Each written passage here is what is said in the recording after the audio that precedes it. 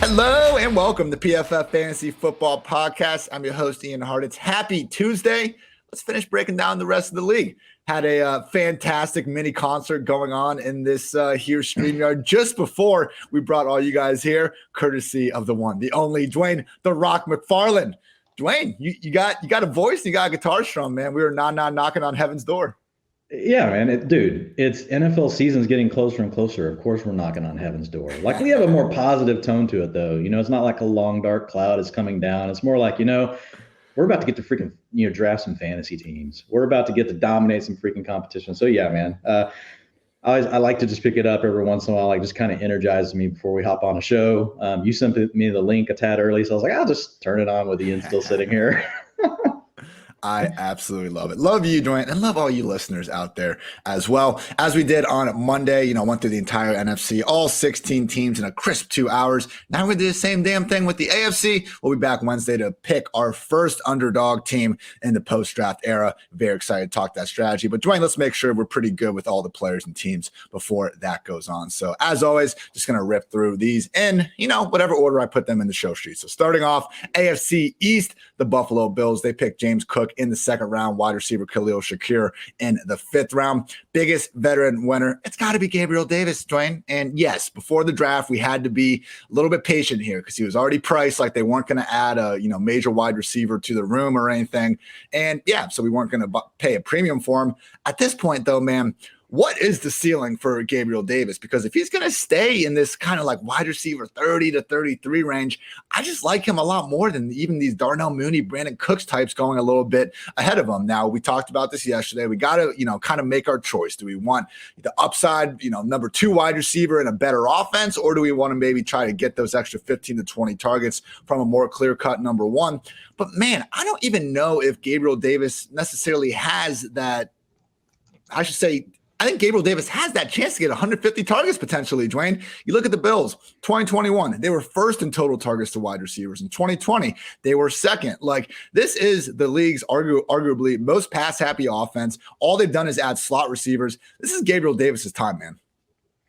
Yeah, it really couldn't have gone any better for Gabe Davis, to be honest, with the way the draft turned out, because I think there was another world where they potentially took a receiver in the first round. I just think that the way that the draft worked out and all these teams climbing up to go take somebody, I think a lot of the teams at the end of the first round probably thought they had a shot, at Treylon Burks.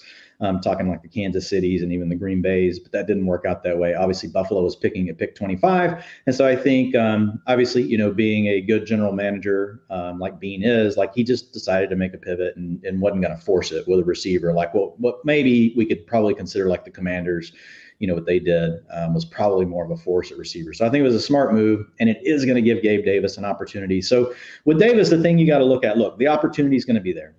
We saw him completely explode in the playoffs. We've seen these big spurts from him, but at the end of the day, we've never seen him be consistent yet. So I'm not going to deny that the upside is there, but targets per route run, first 2 seasons. So first season on 463 routes, so we have a good sample, only a 13% target per route run. And then in his second season, when he had 338 routes, so slightly less, but out there enough for us to look at it and say, okay, this is a good sample, only 18%. So it was an improvement, went from 13 to 18. Yards per route ran went from a 1.29 to a 1.62. So that's encouraging. However, it's still below kind of that area that we want to see from a second or a third-year wide receiver. But could he make the leap? He possibly could. So I think he's a player that, like you mentioned, the offense he's in is just so good.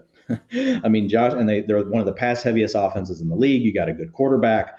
Stephon Diggs is obviously the clear number 1. We've talked multiple times about Dawson Knox, also from a targets per route run, yards per route run. This is way lower than what Gabe Davis has. So I think you do have to pencil him in as the second target.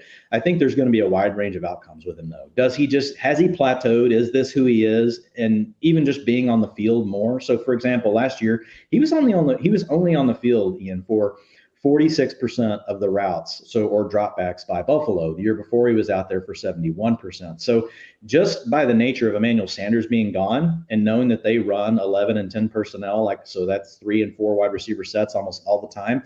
I have to imagine at a minimum, we're just going to get to see Gabe Davis on the field 80 to 90% of the routes. So even if he's plateaued at this 18% targets per route run, once we account for Buffalo's offense, high pace, the quality of play at the quarterback, even if he doesn't advance, now knowing that he probably has to be on the field for 80% of the routes, that alone is probably going to pay off his ADP. And guess what? I don't think his ADP is going to go up, because I think this was already priced in. I think a lot of people were so excited about him because they were coming fresh off of what we saw at the end of the playoffs. He's probably going to stick right about where he is, round 5, round 6, as far as ADP goes. Just turned 23 years old, 18 touchdowns in his first 149 targets. I know in the fantasy community, people look down upon touchdowns because yards are more predictive and there's a larger sample and all that. But damn it, Dwain, football is about scoring points. Touchdowns is actually how you do that. I love this rant from Michael Irvin a couple years ago, where he got a lot of heat from basically saying that wide receivers are more important than offensive linemen. And they kind of gave him a chance on his morning show to walk that statement back if he wanted to. And Irvin's like, hell no, blocks. He goes, points win football games. Touchdowns win football games. Blocks do not win football games. And he's like, I got to run, catch a ball between heaven and earth while homeboy's trying to take my head off from the safety spot. Just an absolute all-time rant from Michael. You know how he gets when he starts sweating and all that. So the question you'll have with Gabe Davis, Ian, is, you're going to be looking at him versus Rashad Bateman. He's going in round 7. Had actually been going in round 6. So this is only 18 best ball drafts. This is courtesy of Fantasy Mojo. You guys can check him out at fantasymojo.com. And Gabe Davis, Rashad Bateman, Adam Thielen, Hunter Renfrow are all 7th round picks. The one player I would for sure take over Gabe Davis would be Rashad Bateman. But it could be closer than we think. Again, Gabe Davis can come out and just do what he's already done. And if the offense stays up tempo, he's going to benefit. Rashad Bateman, we actually have to see him improve and be able to play better. And then we also need Baltimore's offense to not completely revert back to this run-heavy thing. And then the round after that are where the premium rookies start to go. Treylon Burks and Drake London come off the board. So that's the range you're looking at Gabe Davis. Gabe Davis versus Bateman it's interesting because, yes, Bateman obviously is the clear-cut number 1 wide receiver in Baltimore, but I think we're all anticipating Andrews to still lead the way. Yeah, which is exactly what Gabe Davis is. Obviously slightly different, upside there with the offense. So we'll talk a little bit more about Bateman later. Before we move on to the Patriots, though, Devin Singletary, RB1 season appears to be over. James Cook getting that 2nd round draft capital. Per GM Brandon Beane, we see his best skill set as a sub back, but I think he can handle carries too if we give him some more carries. Literally comped him to J.D. McKissick, who they were obviously linked to, and thought they signed him in the offseason before Washington just made their 200th perplexing decision of the last decade. So anyway, with James Cook, this is not good, Dwain. I don't want to hear that he's a sub back. I wanted to hear that, they're going to embrace this outer space offense where James Cook is a full-time, running back, wide receiver hybrid. I understand that role doesn't really happen, though, and that's what causes me concern with getting too far behind James Cook. With this draft capital, I think it's hard to rank him as anything other than the RB3 in the rookie class, at least for redraft behind, obviously, Breece Hall and Kenneth Walker. But, man, Bills, tied for 25th in RB carries inside the 5-yard line last 2 years. Cook's probably not getting any of those anyway. They're 27th in targets over the past 2 years, man. It's really fun in the offseason to say, yeah, we're going to use this running back in the slot or out wide. I believe Kevin Cole himself, who I got that quote from, noted, though, there's only been, I want to say, 6 instances of running backs having over 300 receiving yards in the slot or out wide since 2006. So it really is rare, Dwain. It's not happening. And they have slot receivers. He's not going to play receiver. He'll line up there occasionally. Now, what could happen with James Cook is they envision a role that's more like early on Alvin Kamara. Before Alvin Kamara back in the day, right, he would get 150 carries, not 250 carries.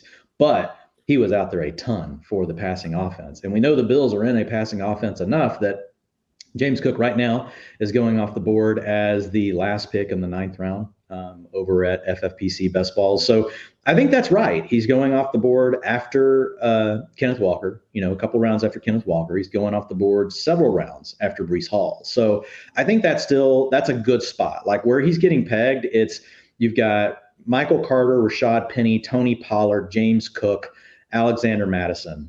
And then in the next round, you got Dameon Pierce. So I think he's in the right spot. I don't think his ADP is undoable. And you just have to be open to the idea that they do find a way, because they've never really had a back like him before, to keep him on the field a little bit more, keep him involved in the passing game, and then really still continue to use Devin Singletary, which I'm surprised Singletary's still going around 7.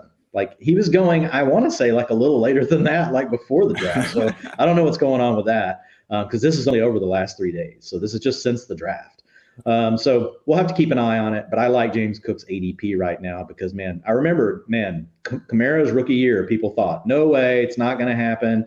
At the time, though, they had Adrian Peterson. I think it was like freaking Tim Hightower or some shit. You had Mark Ingram. They're like, he's just not going to be. And then I was like, man, but he's a good receiving back and he's explosive. Like, again, I can't pound the table for those two things enough. If you can catch the ball and if you're explosive, it's funny how you can find your way onto a field. And again, how we know Buffalo being so pass heavy, dude.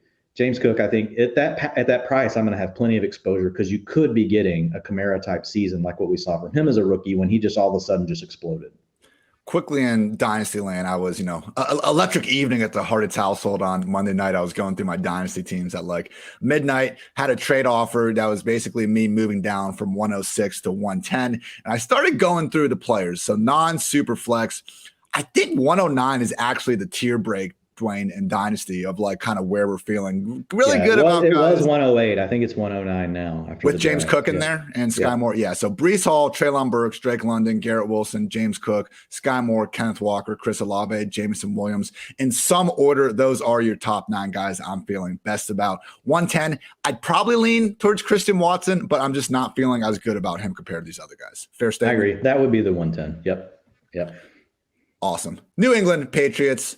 My God, this is an annoying one, everyone. Wide receiver Tyquan Thornton, round 2. Running back Pierre Strong Jr., round 4. Quarterback Bailey Zapp, round 4. And also running back Kevin Harris, round 6. I had a meme out there that's like the sniper one, where it's like the, 3 people sitting in a church and they got the guns behind them. And then you got the sniper in the upper deck. And I had James White for that. Other people were then adding like, Kevin Harris is like from the moon, like with his like rocket launcher ready to get him as well. It's a complete mess, but at least we can stop pretending like to even care about this backfield at this point, Dwain. There might be 4 running backs involved on a weekly basis. And what upside are we chasing exactly? James White is really the only running back that's been an RB1 for this team for the last decade. We talk about like chasing that LeGarrette Blount season where he actually had 300 touches and he scored 18 touchdowns. He was the RB15 in PPR points per game that year, because this messed up game that we base our freaking lives around, Dwain, rewards an entire point for catching a pass. So Damian Harris last year scores 15 touchdowns. Like, that was best case scenario. If we knew Damian Harris was going to score 15 touchdowns last year, you know how much higher he would have gone in drafts? RB20 in PPR points per game. So we know Stevenson's going to be eating into that. James White, I know he's dealing with some extra just recovery time from that hip injury, but they have Ty Montgomery there too. That's another sniper, in Russia that's hanging out in this situation. So I think this running back room is just hands off. And like, man, will you even take like, what are we taking Damian Harris or like Ramondre Stevenson around ahead of like Tony Pollard for at this point? I want nothing to do with these guys unless they're going to be like RB4s or 5s, which isn't going to happen. Yeah. I still think Damian Harris is going to lead the backfield, but to your point, like, there's not a path to upside. There's not a path that all of a sudden things work out and Damian Harris finds himself in this like workhorse like type of scenario, which we wouldn't even look at, we wouldn't consider anyway, just because of the Patriots' history, right, of how they use multiple backs. And now that they have all of these guys, they won't all make the roster, but we know there's probably going to there's going to be 3 active every week. There might be 4 active every week. They might keep 5. And so there's just not going to be a path to ultimately, really a ton of upside for Harris. I think Harris, the way he pays off is, again, he's going to have to score touchdowns, and what you're banking on is hopefully that you get a second-year leap out of Mac Jones, you get a second-year leap, out of that offense overall, and then does that ultimately lead to maybe Damian Harris, could have another 15-touchdown season. But again, it's really hard to project. Now, he could have had even more. Remember, this is a guy that played dinged up. So he's going in the 6th round right now of drafts. I don't hate it, but to your point, I don't love it. Like, it's not a guy I'm going out of my way to get. Like, because at the same time, like, you can get A.J. Dillon. Would you rather have A.J. Dillon or Damian Harris? A.J. Dillon. There's a path to a massive season if Aaron Jones gets hurt. Exactly. Damien Harris is like 7 injuries away from that happening. Probably like Damien Harris is going to give you a better floor projection than A.J. Dillon, but the ceiling but they're not going to be super far apart. And the ceiling projection for A.J. Dillon is way better. So the others in that range are Kenneth Walker, Clyde Edwards-Helaire, Both Walker. Oh my God. I hope I didn't just curse Kenneth Walker. And then you've got like, even after that, like Miles Sanders, like he got no competition in the draft. I'll take Miles Sanders over Damien Harris. Give me Chase. Like, keep going. Yeah. Kareem Hunt, Ronald Jones, Michael Carter. Come on down. No, I think that would be where you probably start to draw the line. That's about it. All right. Last thing before we move on here. Mac Jones, you have your quarterback tiers and rankings up on PFF.com. You have him as your QB 22 in the same tier as Tannehill, Lawrence, Tua, Zach Wilson, and Daniel Jones. Giving him, okay, not a ton of love, but at least enough recognition that, hey, we could maybe see a scenario where he does take a second-year leap. Is it really worth it with these guys, though, Dwayne? I mean, I do agree with you having Tua, Zach, and Lawrence ahead of him. I might even put Daniel Jones ahead of him at this point. He was the QB 32 in fantasy points per game. And, like, I remember when he was drafted, I had a one-off article go out right away. My point was like, Mac Jones could very well be a great NFL quarterback, but he is definitively not going to be a good fantasy quarterback, at least in year one, because of this complete lack of rushing upside. But maybe they do throw the ball a little bit more. Overall thoughts on Mac Jones as someone that's not going to ever be drafted as your redraft QB1, but best ball purposes, or maybe a late round QB2. Are you interested? Or again, let's just take a shot on maybe your Wilsons, Lawrences of the world who give you a little bit more oomph on the ground. Look, I want some exposure to Mac Jones. I like Mac Jones as a player. I don't like the offense that he plays in right now, but we always have to leave room, right, in our range of outcomes that they stylistically change the way they play football. You know, I mean, we see teams adapt every year. They've been run heavy for the last 2 years, but a lot of that has really been because, you know, they're worried about quarterback play. So if Mac Jones does really take a step forward, like, I think there is an opportunity for him to play better. The problem for me is even if that happens, like, what weapons does he really have around him to get me super excited? Yeah. You know, he just doesn't have anything that makes me, you know, like with Tua. With Tua, at least we know, like, Mac Jones is a better quarterback than Tua from what I've seen so far. Yep. But Tua has Jalen Waddle. Tua has Tyreek Hill. He has Mike Gesicki. Like, there are weapons there that make us think there could be this big upside. We just don't have that with Mac Jones. Miami Dolphins, not too much going on in the draft. They took wide receiver Eric Ezukanma in round 4. And what the hell are we doing? Come on, Mike McDaniel. Like, you're already pulling out a page from Kyle Shanahan's book. Like, and I want to be excited about him in this offense. But dude, like, what the hell? Why are you wasting this pick? And it's a reach on this player. And nothing against Eric Ezukanma or whatever. Nothing against him. You know, sorry, you changed the screen on me, so I couldn't read his name on it. It's not against the player. It's just the Dolphins have so many other things they could have done, you know, with the pick. I felt like it's somebody that, you know, he fell in love with as a pet. But look, Cedric Wilson, who they just paid, we already talked about Hill and Waddle, like, and you have Gesicki playing the slot. Like, what's this guy going to do? Like, I don't get it. Again, I think Gesicki is going to be the odd man out in terms of he'll be the number 1 receiving tight end, but I just don't think it's going to be worth that much. Durham Smythe, who they re-signed this offseason, and even Adam Shaheen, who's back. Like, those are the guys that actually play in line. I know I have beat this dead horse plenty of times here on this podcast. You won't need to go through Gesicki's slotting out wide splits again, but like, they gave Cedric Wilson, $18, $20 million? That was kind of a surprising deal. I think a lot of people expected him to go back to Dallas on something more cost-controlled, and then they add Tyreek. Obviously, Waddle's there. Thank God we at least got Devontae Parker out of the equation, but even that wasn't a given there for a couple of weeks. So I'm just worried about exactly how Gesicki is going to get that ball. He is, at best, the number 3 pass game option in this offense, and at worst, he's going to be like 5 or 6. Yeah, and it could really be a run balanced offense. Yeah, right. It's I'm not interested at all. I think you and I both, you know, we've kind of been off of him since the very beginning. So Tua, obviously a good offseason, and it was nice to see them not actually add anyone other than Skylar Thompson in round 7 as quarterback competition. We already talked about him a little bit, kind of in that Mac Jones tier. I would just note, though, even going back to Alabama, man, Tua's never even had 50 rushing yards in a game. He's a mobile guy, and he looks to throw, but like some people I remember had like the Russell Wilson comp coming out, and sometimes the way he moves and lofts that deep ball, you can see it a little bit, but in terms of actually having that rushing floor, absolutely not. So maybe we get that leap. Alex Smith was the QB4 in fantasy in 2017 with Tyreek doing his thing. Anything can happen, but Tua, again, he is in that lower tier. You're going to be hard pressed to have a too rational of a reason to rank him inside your top 20. What are we doing with Chase Edmonds, Dwayne? Because I was saying this when we talked yesterday. Chase Edmonds, Cordero Patterson, and whoever is going to emerge as a starting RB for the Houston Texans, the cheapest starting running backs in Miami. All we have to worry about is Raheem Mostert. I see some people still throwing Myles Gaskin in there, but Gaskin couldn't even hold on to the job with the regime that liked him. Now we have no idea how the new folks feel about him. Yeah, I don't get the Gaskin. I don't get it. Like, and he's getting drafted like right now. Like, there's a decent ADP on him, so I don't know what is driving that in the community. But I always like to kind of respect ADP and market sentiment.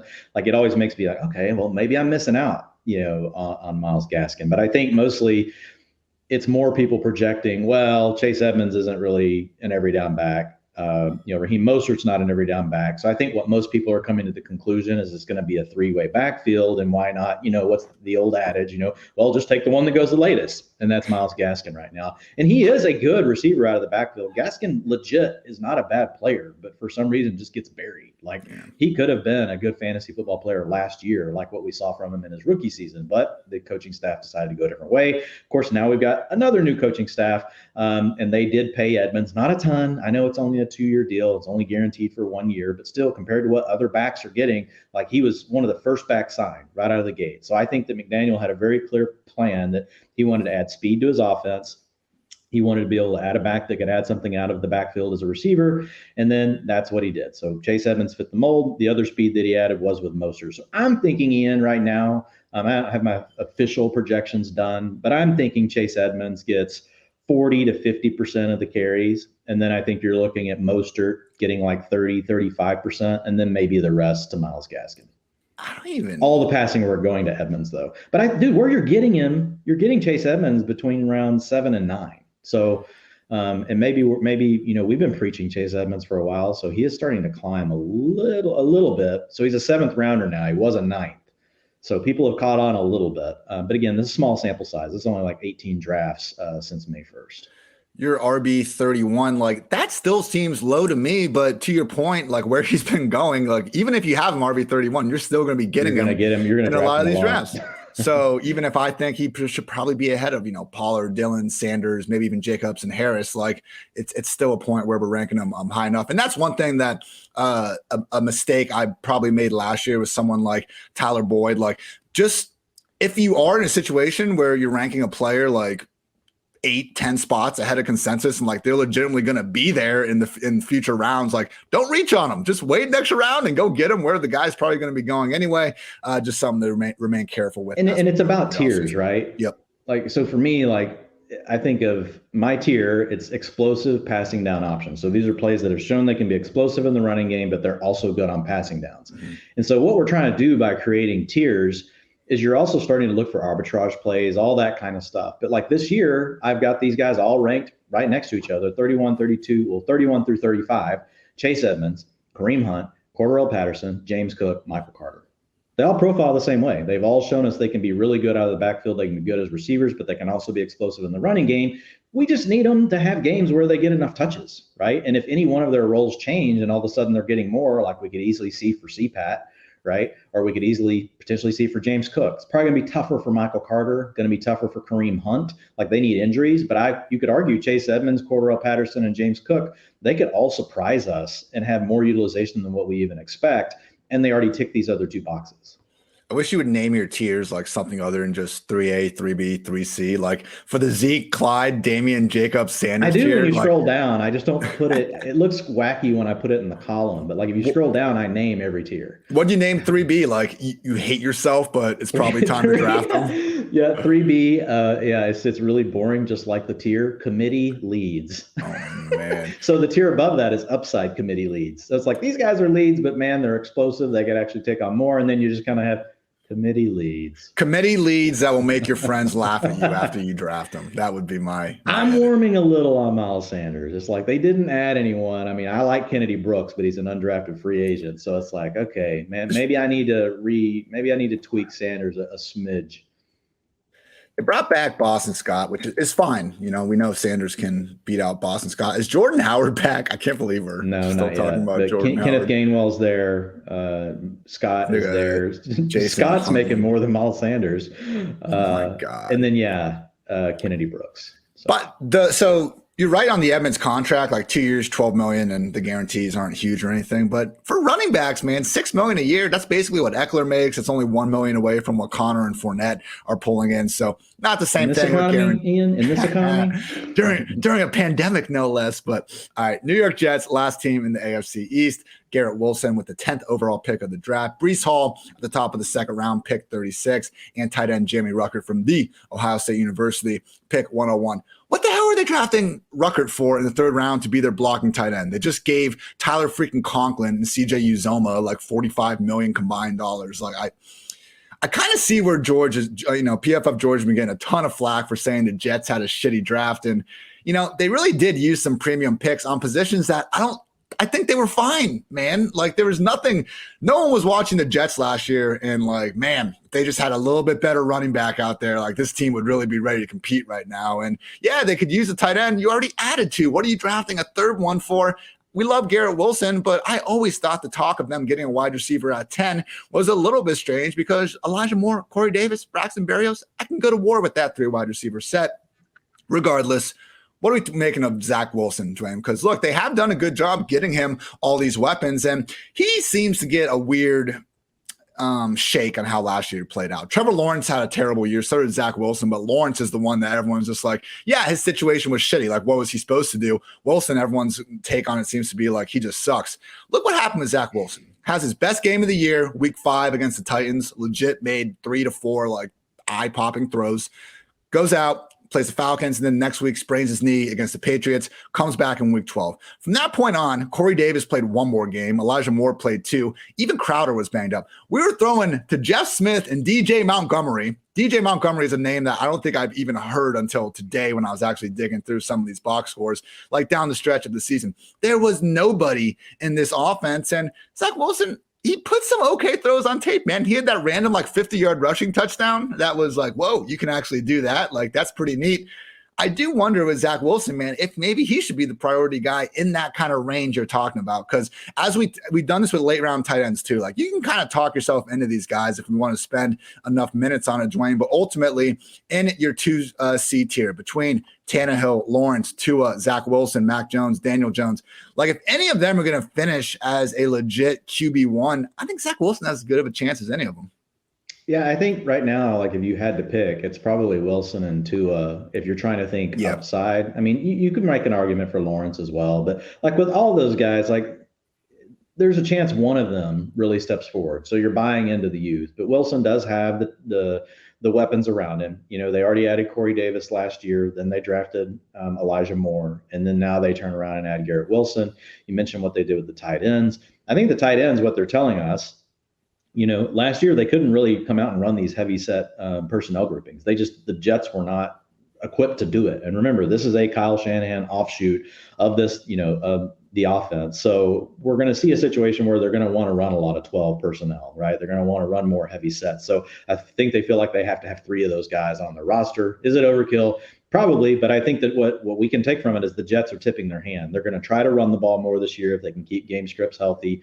They were actually above the league average in run rate in game neutral situations. So we know they're willing to do it, and I think that could help Zach Wilson, right? You get more play action, you get more boots, you use that athleticism that you talked about. Now you've got these additional weapons. I do agree. I think there is an upside for Zach Wilson. He didn't play well, but there's an upside for him that no one is considering, right? I mean, we're kind of in this age where it's weird. Like we used to forgive bad rookie quarterback seasons. Yeah. Nowadays, it's just like, oh my God, the guy sucks. We just write him off. Like we just immediately write him off. So I think with Wilson, you got to be a little bit careful. Like he's in that tier. I could see why anyone would make an argument for one or the other.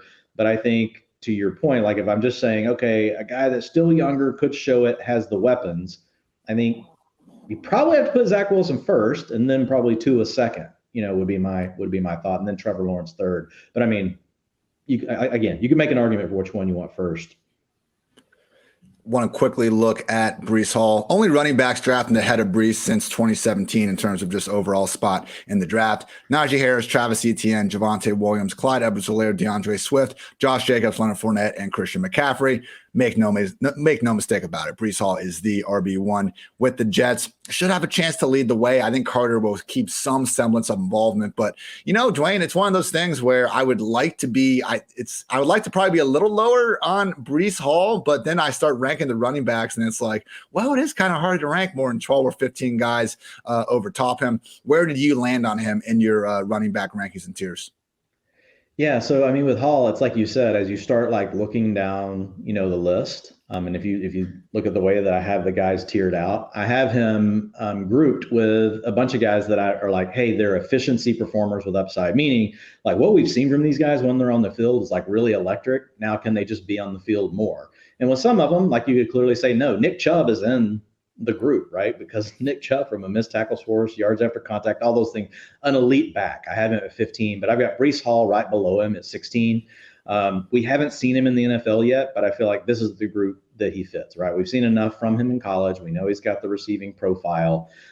He could easily have, explosive plays in the offense, catch the ball quite a bit. And so the main concern is Michael Carter. Michael Carter was only a 4th round pick. Breece Hall, early 2nd round pick.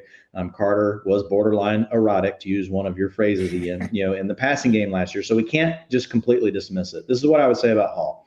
Like, what you're hoping for is it's like Breece Hall gets 2 out of every 3 series on this offense. But when he's out there, he gets to stay out there for 3rd down. He gets to stay out there if they all of a sudden decide they want to go hurry up, go into the 2-minute offense, those kind of things. What we don't want is for them to tell us, and we're going to have to watch for this, like in preseason. Now, we can't always learn, but a lot of times we can decipher this if we know specifically what we're looking for. What I don't want to hear is, well, Breece Hall, you're going to see out there on 1st and 2nd down, and we're going to have Michael Carter out there on 3rd down. If we hear that, like, that really will suck, because then we're going to need an injury to Michael Carter, because what are the Jets are supposed to win 5 games this year. So they're going to trail a lot. So if he's not going to be able to be out there on passing downs, that would really hurt him. It'd be fine even if they just said, fine, we'll let you stay out on long down and distance, but we're going to give the 2-minute offense to Michael Carter. There's a lot of different ways they could split it up, as long as we can avoid them saying, look, you're our early down option on a crappy team. That's the scenario that we have to steer clear of. We can't have Carter turn into AFC J.D. McKissick. I will not stand for it. Not today. Not ever. And he could, man. He was good enough. Like, he was really good in the passing game. Like, every time I go back and look at it, I'm like surprised. I'm like, damn. Like, Michael Carter was really good in the passing game. Before we move on to our next division, I want to give a shout out to our newest sponsor, Sunday. Does your lawn have weeds, bare patches, or pet spots? Sunday can help you solve all these problems and more the easy way. They got everything you need, from fertilizer to seeds to weed control, and it's all delivered right to your door. Sunday can help you grow a beautiful lawn without the guesswork or the nasty chemicals. Their custom plants include fertilizer and everything you need to easily care for your lawn, and you can feel good with kids and pets being around. Just attach the ready-to-use pouch to a garden hose and spray. It takes less than 15 minutes, and Sunday is offering our listeners 20% off. Full season plans start at just $129. So you can get 20% off at checkout when you visit getsunday.com/fantasy. Again, that's 20% off your custom plan at getsunday.com/fantasy. Also want to invite all of our lovely listeners to use code fantasy on pff.com. We'll get you 25% off any PFF subscription. All locked article content, all of our fantasy football rankings. Projections are coming soon. Data and grades from the entire 2021 season, and we will have 2022 on the way as soon as we have it. All that and so much more. Again, support the pod. Use promo code fantasy for 25% off any sub. Moving right along, AFC North, the Bengals. No quarterbacks, running backs, wide receivers, or tight ends drafted. Love it. I mean, only thing I want to really talk about here, Dwayne, are we maybe giving Burrow a little bit too big of a benefit of the doubt in fantasy? The man's proved himself as a real-life quarterback. No one's doubting that. But let's face it, pretty mid in the playoffs from a production standpoint. 5 total touchdowns in 4 games, only averaged 276 passing yards per game. I mean, he finished the year as the QB8. At the end, like, what we remember clearly is that Chiefs game and the Ravens game, back-to-back overall QB1 performances. I'm sure he won a lot of people their fantasy championships. That was great, but man, when you look at his profile, it seems like he's pretty similar to Dak, Cousins, Derek Carr, because we're not getting any rushing upside out of him, maybe a little more in the second year removed from the injury, but we're never getting design stuff from Burrow. And yeah, maybe we are taking the leap of faith that we haven't even seen the best version of him yet. The offense is loaded. I get it. But like, do we want to actually put enough stock into this to actually draft Burrow, a round or two ahead of these guys? Why not just wait for the arbitrage versions? Yeah, I'm not going to have a lot of Burrow, and I like him. And there's a good argument for him because of the weapons around him and how young he is. The problem really is the fact of where he's going. And if you look at what the opportunity costs, like the other positions you have to give up on to take Burrow, and in some drafts, like he's going ahead of Murray. I've seen him in a draft go ahead of Lamar Jackson. I'm not saying that happens all the time. So to me, the hype is really high on him, and he goes ahead of Tom Brady. So to me, I know the Bucs are going to throw the ball. Like, there's a range of outcomes for everything. So when I say I know, realize there is some chance like the Bucs all of a sudden run the ball more. We get it. But we've seen it time in and time out with, the way the Bucs want to run their offense with Tom Brady. We know we're very confident, right, that they're going to throw the ball a lot. We don't know what the Bengals are going to do. They should throw the ball all the damn time, but we don't know if they will or not. They did it late last season, but they didn't leading up to that. So could it be could it be more of a blend? They don't run a lot of plays either. So the Bucs run more plays. They throw the ball more. You can argue that Tom Brady, his weapons are a step down from the Bengals, but whose receivers aren't, a step down from what Joe Burrow has right now. Really, like, he has the absolute best. And so that's the argument for why you want him where he's at. And he's a young player. He's ascending. So I'm going to try to get some exposure to Burrow, but it'll only be whenever he slides in fantasy drafts, because I feel just as confident about Tom Brady, or, to your point, an arbitrage play like Derek Carr later or Kirk Cousins. Yeah, because it's not Joe Burrow versus Kirk Cousins. It's Joe Burrow in like round 5 or 6 versus Kirk Cousins around 10 or 11. Yeah, 12. So, that's one of the things and one of the holes that came to fruition last year with the early round tight end strategy, specifically with Darren Waller and George Kittle. Obviously, injuries played a pretty big role in both those guys, but man, really be sure that, you're not maybe having a better chance to fill that position down the line, get it much more. How much do you think Joe Burrow outscored Kirk Cousins by last year? Just last year alone. Total points or per game? Well, you can get, they're going to be the same answer. Oh, pretty much. The same player, pretty much. I know Cousins probably had one more game, but 1 point per game, 330 versus 311. And it's because of what you just said. Neither one of them are going to throw. Everything comes through what they can do in the passing game. And Kirk Cousins was scored 311 versus Burrow at 330. And that's 16 games each. They both played 16. So, 20.6 versus 19.5. And you're getting a 6-round discount to take Kirk Cousins. 311. Good band. Didn't like him live, but that's okay. Pittsburgh Steelers, Kenny Pickett, round 1, overall pick 20. Wide receiver George Pickens in round 2. Wide receiver Calvin Austin in round 4. Tight end Connor Hayward, brother of Cameron Hayward, their D tackle, in round 6. And quarterback Chris Olajuwon, sorry man, in round 7. We have Najee Harris. Like, that sounds like a move off of like Mortal Kombat or something. I know, Street right? Fighter. Najee Harris is like kind of the winner, but it's just, they didn't add a running back. Didn't really expect them to.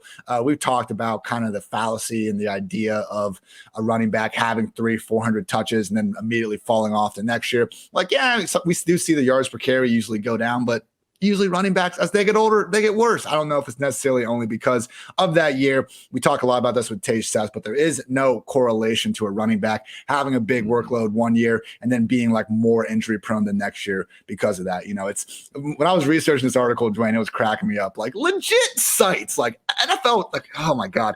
Respected media outlets are like, oh my God, like running backs after they have 376 touches and playing in like 14. Like, how many hoops are you going to try to jump through to make this argument that you already decided for yourself before you even opened up an Excel tab? But whatever, we won't worry about their flawed analysis. We'll focus on just winning, Dwayne. Winners focus on winning, losers focus on winners, of course. But let's talk about this wide receiver room here.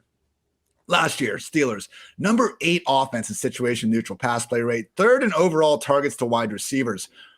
They added Pickens and like Calvin Austin and round 4 isn't completely insignificant. The Pickens one is what's really got my head scratching. Like, I knew they needed to add someone, but there's some overlap here. Neither Claypool nor Deontay have been high-level slot receivers throughout their career. Pickens doesn't exactly profile as that. To me, Pickens is probably worse news for Claypool, but we talked about this, Dwayne, like the assumption that Deontay is just going to work as the undisputed number 1 in Pittsburgh. I think is a little flawed. I think Deontay is a good football player. I don't think he's like a top 10 or even maybe 15 wide receiver. Is that fair? I don't like when I'm looking at the leaders in yards per target and I see that this is the group Deontay Johnson falls in. So here we go, everyone. Wide receivers, at least 100 targets between 2019 and 2021. Here are the only guys that average fewer than 7 yards per target. Adam Humphries, Zay Jones, Anthony Miller, Larry Fitzgerald, Mohamed Sanu, Jakeem Grant, Jalen Reagor, Dede Westbrook, Greg Ward, N'Keal Harry, Albert Wilson, Laviska Shenault, Juju Smith-Schuster, and Deontay Johnson. I'm not saying yards per target is the end-all, be-all stat for a wide receiver. That's not a good group, Dwayne. And now we have to allegedly, based on ADP, buy Deontay Johnson for the first time as a true wide receiver 1. I've been in on Deontay for the past 2 years because he was priced as a wide receiver 2, even a wide receiver 3. We had Big Ben back there. The problem is, I think it's very fair to say that the Steelers are not going to be a top 10 passing offense next year. And now we don't even know where Deontay stands in a pecking order. And oh yeah, there's Najee Harris and Pat Freiermuth going to take up plenty of targets themselves. I'm not sure if I'm going to have a single share of Deontay Johnson this year if he's going to be going as a top 15 wide receiver. Yeah, it's going to be fun. It's going to be really hard to like just completely fade him. But what's funny is a lot of the guys you just named are slot receivers. But he's a guy that can play outside. I mean, he just uncovers really quickly underneath, and with where Ben was in the progression of his career, and with his arm, I think he just grew to trust Johnson because he knew he could get open quickly and he needed to get the ball out fast. So we're going to see an evolution in this offense. I think you're going to see the team hold on to the ball longer, whether it's going to be Kenny Pickett or whether it's going to be Mitch Trubisky under center. Most likely Trubisky early on in the season, but Pickett will probably take over at some point. And so we just have the quarterback questions. But, man, like Johnson, there is no doubt around the talent, man. Targets per route run, 20%, then 27%, then 27%. That's freaking fantastic. Yards per route run have gone from 1.61 to 1.76 to 1.89. That's not that great. It's not great, but it's almost at a 2. And when you pair it with the target, it's also part of how he's getting used. So, is it at the absolute elite level? No, but I think Johnson's the biggest candidate to play inside. I think he starts out outside in 2 wide receiver sets, but they kick him inside, and they have Pickens on the outside along with Claypool. We could see them all rotate. I think that will be your 3 receivers on the field. Now, we could get some rotation, though, like you just mentioned from Austin, which we saw. Remember, a couple of years ago, it drove us nuts. Claypool was busting out at the seams, yet he was still having to rotate with James Washington. Yeah. James Washington was still getting like 40% of the routes every game. So that is a bit concerning. He could be the dark horse. Austin could be the dark horse to actually be the 3rd receiver, right? Instead of Pickens. We'll have to kind of keep an eye on that one. The good news is, for the quarterbacks, like if one of them could get going, like they do have plenty of weapons, but we don't have a lot of confidence in the quarterback. So yeah, Deontay is a little tough for me this year. Love the player. Situation definitely got worse. I don't think there's really any way to get around it. And I know, look, Ben, it's not like we love Ben, but I think the situation is a downgrade. Would you take Deontay over any of Terry McLaurin, DK Metcalf, or DJ Moore? I think that's his tier. Yeah. I think that's his tier. That's the range he should go in, so I'm not going to like necessarily be like, oh my God, you have to take him or you can't take him over one of those. But I think that's the conversation, that he belongs in. Again, I'm not saying I'm going to be ranking the guy outside my top 24. He was wide receiver 19 before the draft, but man, I'm going to move him under Chris Godwin. That's for sure. That's probably about the right range. So, and with Chris Godwin, you have your own questions, right? As far as injury. So, if Godwin didn't have the injury, he'd be going ahead of that. Yeah. So, you just kind of, you got to take in all the factors. Right now, Deontay Johnson is going in round 4, pick 3 over at FFPC based on what's that wide receiver rank? So you got Jalen Waddle going right before him, and you got Metcalf after him, Michael Pittman after him, Terry McLaurin after him, right, but also before him, T. Higgins and Keenan Allen. That's the range that he's going in. Yeah, I'm going to be taking most of those other guys. We will see what happens. I'm sure it won't be the last time we discuss a little bit of the complete Johnson. Wide receiver rank, is like I had to switch views, wide receiver 15. Okay, that's a little better. I think he was flirting with that borderline wide receiver 1 there for a bit. There is, I just want to make sure that people do realize there is a floor here. Yes, he earned the targets, but as we talked about, there was kind of a funky late career version of Ben Roethlisberger going on there that helped. Receivers interesting this year, man. We've got a long stretch of guys in the middle that have a question one way or another. So, for example, Jalen Waddle, Deontay Johnson, DK Metcalf, DJ Moore, Terry McLaurin. We know all of those guys have the talent, but we don't know what the hell's going to happen in their situation. You know, I mean, DK Metcalf has a terrible quarterback. Deontay Johnson could have a terrible quarterback. Jalen Waddle's got Tyreek Hill on the team now. DJ Moore's got a terrible quarterback, not just a bad one, a terrible one. Terry McLaurin's got an average to below average quarterback. So, I mean, they all have questions. You know, Michael Pittman, run first offense. They added Alec Pierce. Chris Godwin got an injury. Jerry Jeudy got 27 mouths to feed, even though you added Russell Wilson. Michael Thomas is coming off of injuries. Elijah Moore, potentially bad quarterback, added target competition. Like there's going to be a lot of landmines in there. And then there's going to be some players that are going to hit. And right now, honestly, like I know we have more work to do as far as continuing to do our research, but it's hard to nail down, okay, like these are the guys you're going to make a stand on in that range. So it's something we're going to have to really think through. Cleveland Browns took wide receiver David Bell with the 99th overall pick, round 3. Running back Jerome Ford, round 5. That just sucks, man. I know some people like Ford, and he's just now on like the most loaded RB depth chart in the league. And wide receiver Michael Woods in round 6.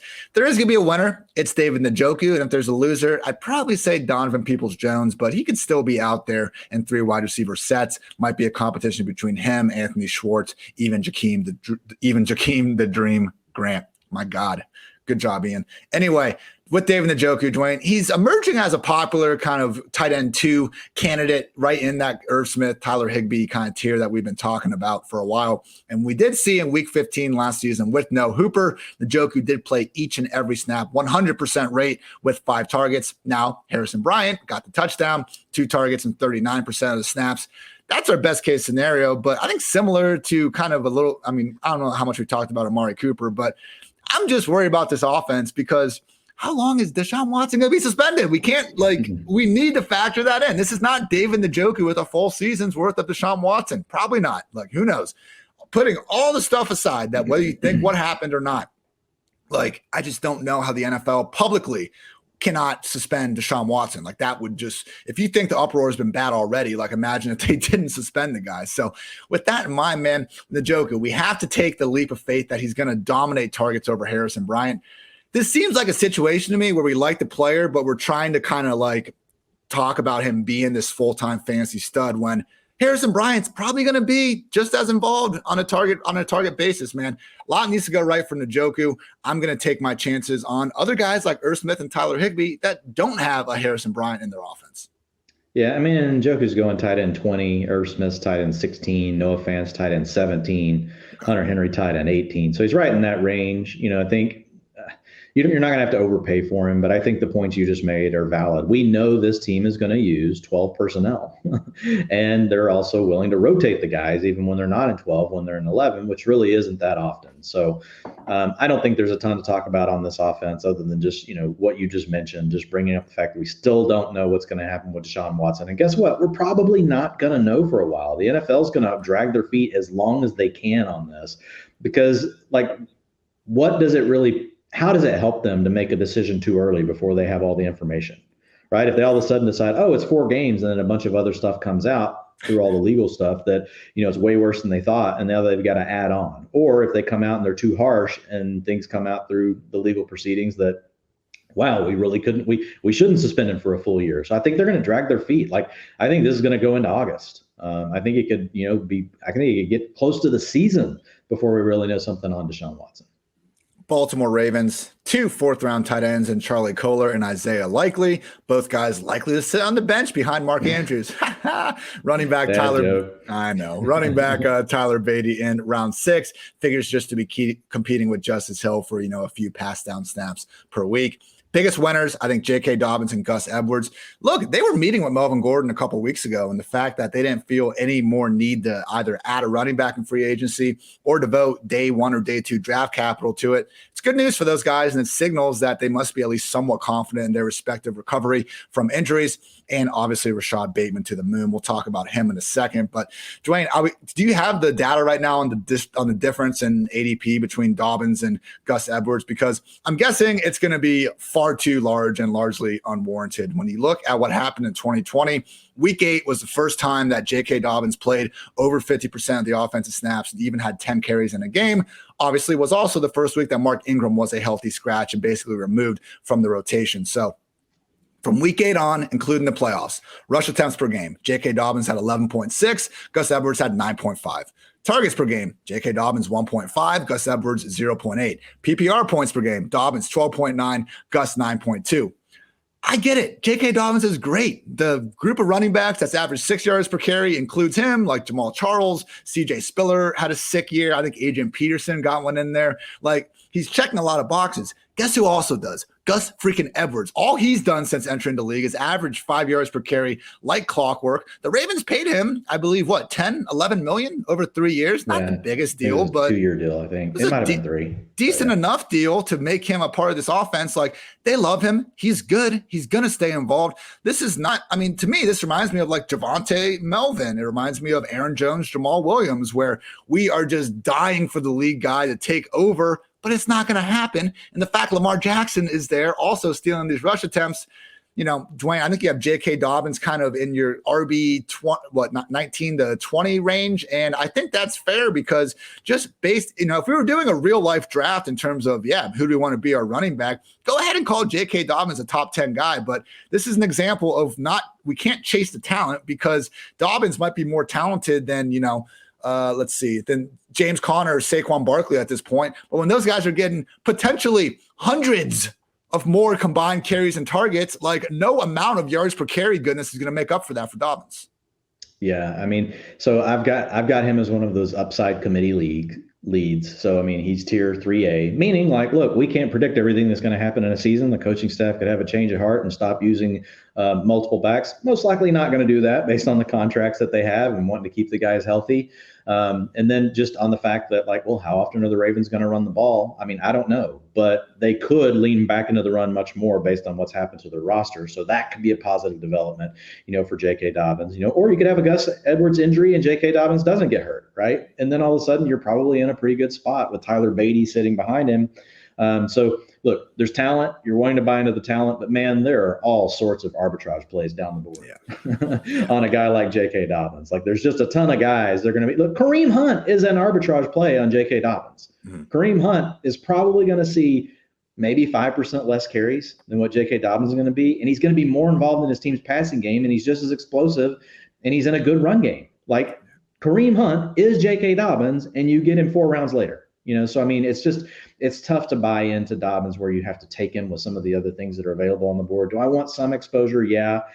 I'm only going to be taking J.K. Dobbins, when he slides. So if you're buying into him, like I get it, you're buying into the talent and look, you and I are supportive of that. Like we want to draft people we think are good at football. Like that's the number one priority we have. Mm-hmm. But like looking at the whole picture, it is tough to really get behind Dobbins, despite the fact like his explosive rush rate in 2020 as a rookie was phenomenal, 15%, 4.5% above the league average, 19% missed tackles forced per attempt, also, above the league average. So, I mean, he's a good player, but Gus Edwards hasn't been that far behind him in those metrics. Like he's actually been a good player as well.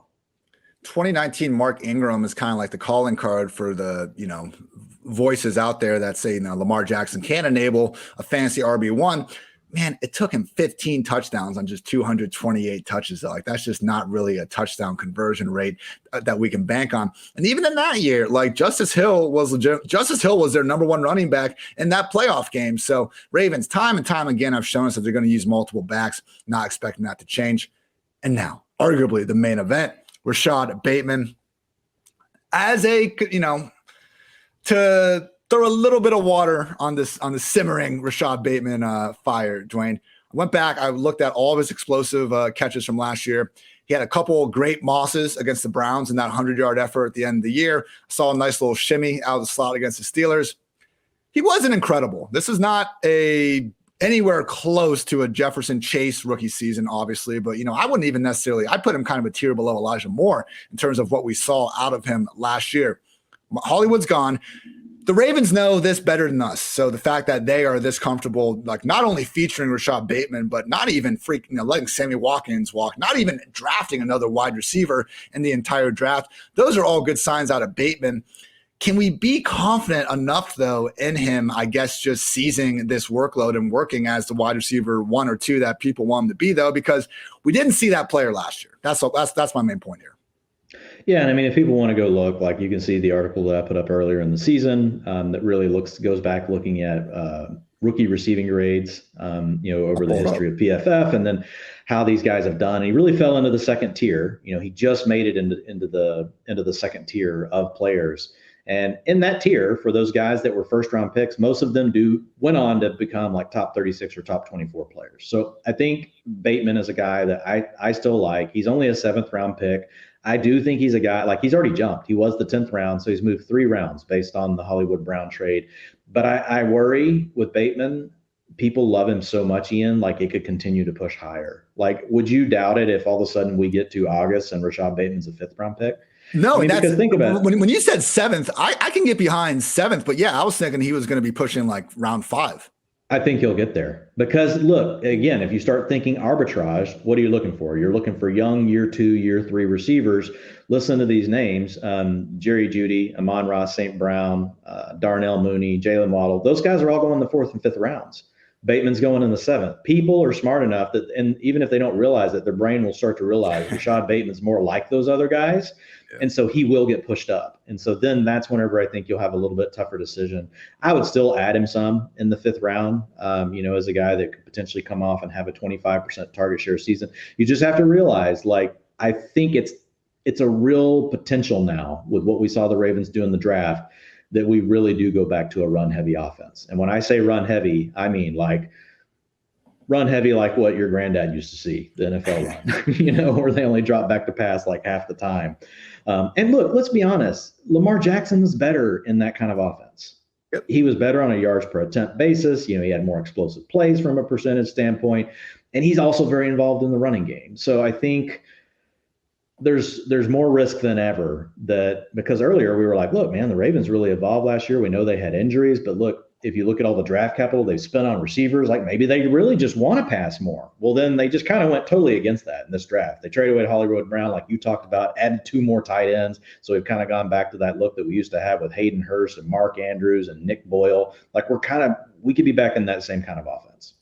Expected PPR points per game. In 2021, Marquise Brown ranked 11th among all wide receivers. In 2020, he ranked 41st. So I think it's similar to discussions we've had on the Eagles and the Saints and some of these teams that have, really extreme splits one way or another. What's the most likely outcome? Probably something in between. So yeah, Bateman is going to be falling to round 7 behind a lot of those guys you talked about, Dwain. I'm fine taking him there, but I don't think he necessarily is someone that we need to be shooting up ahead of guys potentially in better offenses with. If you're drafting now, get him now. To your point. That's the actionable takeaway. If you're drafting Best Ball Mania 3 or whatever you're doing, you're going to FFPC doing their best ball stuff, like draft Rashad Bateman right now. He's going to continue to rise. He's not done rising. It's going to keep going. We're going to get the, OTAs or training camp report, and it's going to be like, oh, Bateman's catching everything thrown his way. I mean, it's going to be the CeeDee Lamb breakthrough of 2021 where no actual progress is being made like in regular season football games where people are just shooting them up the ranks because why the hell not? But you know what? It's fun. That's why we do this, right, Dwayne? AFC South, Tennessee Titans, wide receiver Treylon Burks in round 1 to replace A.J. Brown, quarterback Malik Willis in round 3, running back Hassan Haskins, seemingly now the next man up behind Derrick Henry in round 4, tight end, oh my God, Chigozium Okonkwo in round 4, and wide receiver Kyle Phillips. Oh, there we go. Kyle Phillips in round 5. I think Hooper, you could argue, is a nice little winner here. Maybe Robert Woods. Here's the big thing, though, Dwayne. We can talk about Robert Woods and Treylon Burks kind of in this. You look at the Titans' ranks and wide receiver targets. 2021, they were 23rd. 2020, they were 27th. 2019, they were 25th. I mean, only Devontae Adams had more fantasy points above expectation than A.J. Brown in the year 2020.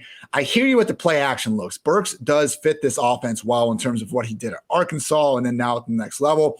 I'm going to be curious where he actually lands, though, compared to some of these other wide receivers, because while it's nice that we don't have to worry about Burks competing with, A.J. Brown or someone like at that level, at the same time, I'm not comfortable assuming a rookie is going to be like anywhere close to as efficient as A.J. freaking Brown was, doing this over the last few years. I mean, maybe this Titans offense is just pretty damn bad now that they're leaning on a rookie wide receiver and to be fair, elderly wide receiver in Robert Woods coming off a major knee injury. Like, Tannehill, it's been up and down. I think he was a little better probably beginning of his Titans tenure compared to what we've seen over the past year and a half.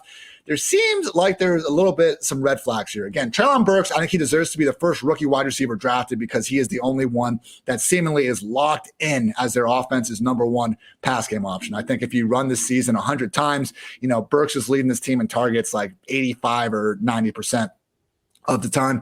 Where is he going in drafts right now, though, Dwain? Because again, if it becomes Burks versus like Adam Thielen, Allen Robinson, and those type of guys, I'm probably going to take the veterans who I know can definitely do it, and as opposed to taking that leap of faith. Yeah, well, the ADP right now on FFPC is a late 8th, which is great. Okay. So Drake London going mid-late 8th, then you have Treylon Burks coming off right after him. Literally, it's Drake London, Jalen Hurts, then Treylon Burks right now. So yeah, the price tag is great. He's a player I want a ton of exposure to right now at that price. Why? Yeah. Because we're buying into the big play ability. Do we know if he's going to be able to be AJ Brown? No. And to assume that would actually be stupid on our part, right? Because AJ Brown's, there's not many receivers against AJ Brown. Like he's one of the top 5 receivers in the league, most likely. AJ Brown, like any way you want to stack him up, like he's up there. So it's difficult for us to get that far behind Burks, but again, like fit is good. And Robert Woods is a good player too, but Robert Woods, like we've seen him for his whole career, he's never eclipsed 22% targets per route run. Like here's his career: 17, 18, 20, 22, 21, 21, 20, 21. He's never gotten to a 23. He's a good player. He's a complimentary player, but we don't have to worry about Robert Woods coming out and all of a sudden being this 30% target share monster. If you are a Robert Woods truther, though, I have good news for you. He's also only an 8th round pick, which I think is fine. If you want to take Robert Woods in the 8th round, that's great. I'm going to prefer Burks just because what you mentioned, low volume passing offense. So when you have that, what do you need? You need the explosive playmaking ability to offset that type of offense. I don't think Robert Woods has that in this point in his career. I think Treylon Burks does. So even if Robert Woods ends up somehow out targeting Treylon Burks, which it could happen, I would still want Treylon Burks because of the low volume passing offense. I want the guy that can hit the big plays. Woods has basically no touchdown ceiling. And another problem that I think is going a little bit under the radar, like Sean McVay really used Robert Woods in that run game. No, it wasn't the Deebo Samuel role. Wide receivers are allowed to get rush attempts and not line up at running back. It was always these quick little fly sweeps, just immediate snap, turn around, hand the ball to him and get going. So 19 carries, 17 carries, 24 carries, even had 8 carries in just 9 games last year before injury. So that was a solid extra, 20, 25 points sometimes per year that I just don't think are going to be on the table in Tennessee. Maybe they give them, a couple throughout the year, but legitimately, like among wide receivers and just getting the rock, it was Robert Woods, Tyreek Hill, and Curtis Samuel. I don't even consider Cordero Patterson in that group, but you can throw him in there if you want. Those are the only guys like getting even 15, 20 carries per year at wide receiver. Obviously, Deebo cracked that group as well. So, there are a couple guys, but I don't think Woods is going to really have that anymore. I will not be prioritizing Woods even in round 8. Burks in round 8, absolutely sign me up. Yeah, Indianapolis Colts. Wide receiver Alec Pierce in round 2, tight end Jelani Woods, the massive Jelani Woods in round 3, another tight end Andrew Ogletree in round 6. Yeah, good news for these running backs is that there's not a third party involved. Any sort of, how worried are you potentially about Nyheim Hines being a little more involved this year, Dwain? None. We did see, I think Jonathan Taylor's, what he was able to do the whole season, particularly the second half, I think overshadowed the fact that wasn't the hottest start, man. He did not hit a 60% snap rate until week 6 last season, which is just hilarious to think about. Nyheim Hines, his contract is worth $18.6 million. That's more per year than Eckler, than Edmonds, just a little bit less than Fournette, Connor over the course of the whole deal. We did get that, bit of coach speak from Frank Reich talking about Nyheim Hines. Do you think this could be just a little bit more split up? Because again, if we are going to use the number 1 running back pick on Jonathan Taylor, I prefer if there's not going to be a second running back, even remotely involved in the offense. Yeah, it's going to be a question. You're buying into the ceiling you've already seen from Jonathan Taylor. Yeah, I do think Nyheim Hines is going to be involved. I think he could be more involved than he was last season. But Jonathan Taylor is so good, and this team is so committed to running the ball. That's the difference. It's very similar to what we see with Derrick Henry in Tennessee. Whether they're trailing, whether they're leading, whether they're in a close game, they don't care. They will keep running the football, and that is how you insulate a guy that doesn't get a lot of the passing down work. That, and you have to be a badass, and he also plays behind a good offensive line. So really, he's like Derrick Henry. Like, this is Derrick Henry from 3 years ago You know, 3 years ago, I know Derrick Henry was just really hitting the scene. But you're counting on the big rushing production, a little bit more involvement than what you get from Derrick Henry in the passing game. Like Jonathan Taylor's more of a plus in the passing game than Henry is. But you're counting on the touchdowns, you're counting on the big plays, and you're counting on them to just feed him, because no matter what, they're not going to let someone push them off of, this is what we do. This is our identity, which is heavily running the football no matter what. So that's what protects Jonathan Taylor. That's the difference between him. Well, he's a badass, obviously, but that's the difference between him and, like, say, Najee, even a Joe Mixon. Like Najee, though, Najee's not as explosive, but we know he's going to get the passing down work, right? If Najee was explosive as Jonathan Taylor, he'd be the number one back in all of fantasy football, but he's not. He doesn't make the same plays. But like Joe Mixon, right, is a good example. Joe Mixon, like, is really got the same role as Jonathan Taylor and loses passing down work, but they're not as committed, you know, to the run across all kind of game scripts. And they shouldn't be. They're the Bengals. They have, you know, they've got an offense built to pass. They should be doing the opposite. So that's what protects Jonathan Taylor. Jonathan Taylor, my overall RB1 as well. But you know what, Dwayne? We still got 2-3 months until most people are doing their drafts. So yeah, I'm going to try to ask questions and make sure we got this shit right. You know, great day to be great after all. With the tight end room, Mo Alley-Cox is going to be the loser. He got that 3-year, I believe, $18 million deal. Things were looking up, but drafting Jelani Woods with a day 2 pick almost just, you know, cements that they're going to be using Mo Alley-Cox, Jelani Woods, and even Kylan Grayson regularly in this committee. And honestly, man, I think we're maybe holding on to like the Frank Reich Eagle days a little bit too much. Like, I looked up the Colts last year and they were 27th in overall targets to tight ends, but they're a run first offense. So I thought, hey, Ian, maybe you should use the target share rate, give them some credit. Even then, man, I had pulled up on the screen every single team's running back, wide receiver, tight end target share from last year. The Colts were just at 21%, man, like really league average in how much they were throwing the ball to the tight ends. So they're a run first offense that utilizes 3 tight ends, and we're not even seeing them feed the tight ends to the same point as like actually the Browns or the Broncos were. So no, not taking that leap of faith in Mo Alley-Cox. We are crossing him off the late round tight end radar. I hope I'm wrong. The guy's a lot of fun to watch. Man, imagine being a defender and getting double teamed by Mo Alley-Cox and Jelani Woods, Dwayne. I think, you know, the person might just like cease to exist in this universe that we know. But yeah, not going to be touching these tight ends here.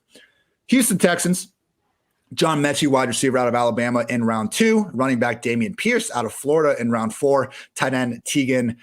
Dude, these tight end names, it's like they're just auto-generated off like a Madden game at this point. Teagan Quitoriano in round 5. Davis Mills, a winner by default from now, just because he's projected to start 17 games. There have been some rumblings, though, about the Texans maybe being in the Jimmy Garoppolo, Baker Mayfield sweepstakes. So don't need to talk too much about. Don't even do that, guys. What's the point? Don't need to talk too much about Davis Mills. Nico Collins is a loser with Mechie now potential.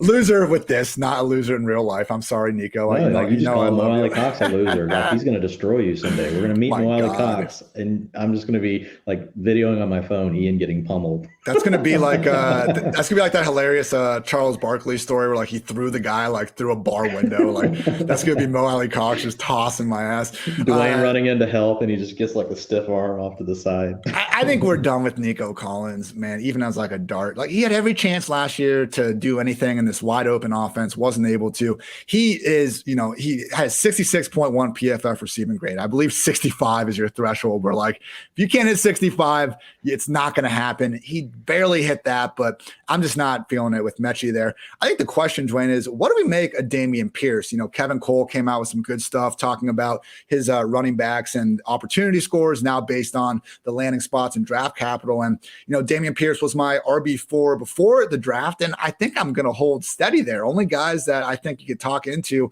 having a better chance at putting up big numbers in 2022 are Breece Hall, Kenneth Walker, and James Cook. Like, I will take Pierce ahead of, you know, the Spillers and the Rashad Whites of the world, who I just think are not going to have the same sort of opportunity to take over their backfield. Not a given. We got Marlon Mack, Rex Burkhead there. We just saw this damn Texans offense spend all of last season using freaking 4 running backs for a good portion of the time.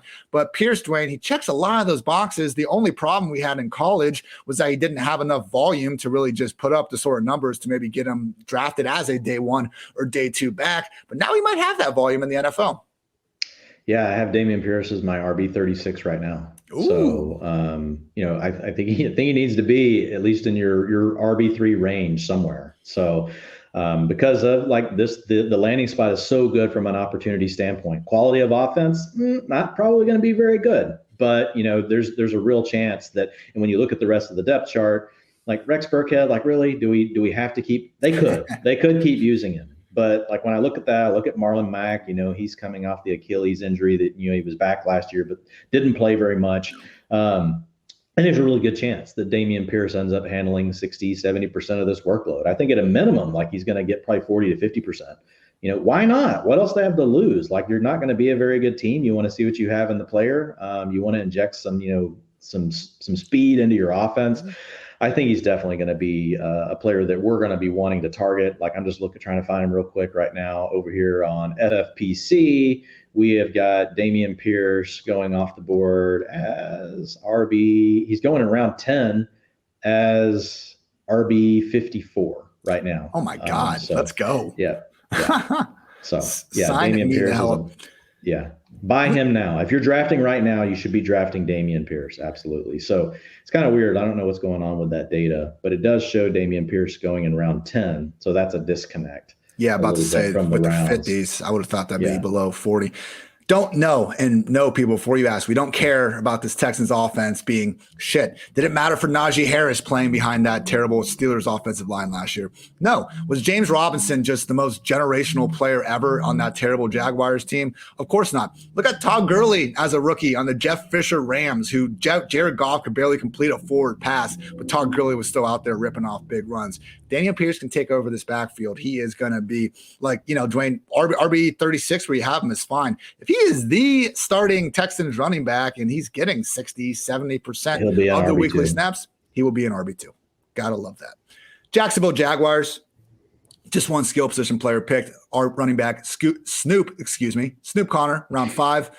Biggest winner. I mean, I'm happy they didn't add another wide receiver to this group. I don't really think Connor as a round 5 back is going to impact Travis Etienne or James Robinson, obviously pending both players' health. What are we doing at wide receiver, tight end, if anything? We got Christian Kirk, Zay Jones, Marvin Jones. Then we got Laviska Shenault, Laquan Treadwell, even Jamal Agnew/Swagnew. Obviously, Evan Ingram is there as well. Funny part with Ingram, over his last 2 seasons, Dwayne, 182 targets, 109 catches, just 1,062 yards and 4 touchdowns. Like with Evan Ingram, we saw it in the past of him flashing a little bit, but man, he has had the opportunities over the last 2 years. I'm not so sure I want to just fully write that off as Jason Garrett and Daniel Jones. The fact that he barely got 1,000 yards at 182 targets, 4 touchdowns. Come on, man. Like, where are these wide receivers going and who are you most comfortable with? Is it Christian Kirk? I mean, they did pay him an absurd amount of money. Yeah, I mean, Christian Kirk's going to be the first guy coming off the board, in drafts, but it's tough to get hyper excited about him. I mean, he's already really had a chance, with Kyler Murray, and they did from time to time, Kirk could blow up a box score, but it was just hard for it to be consistent. So there's just so many mouths to feed. We need Trevor Lawrence to take a step forward. Kirk right now is going around 10. So I don't know how much of him I'm going to have. I mean, because I'm probably going to take Christian Watson, Chris Olave over him. I'm definitely taking Sky Moore and Garrett Wilson over him. Jameson Williams, like people haven't quite dialed into the fact that like we may not have Jameson Williams at the beginning of the season. So I think he'll slide a little bit as drafts go. But right now, actually, Jameson is going ahead of Garrett Wilson, Sky Moore, Alan Lazard, Russ Wilson, Chris Olave. Then you get Christian Watson, then you get Christian Kirk. So, I mean, that's fine. You take the young upset guys, and then after they're gone, you want to take a swing on Kirk in a new role.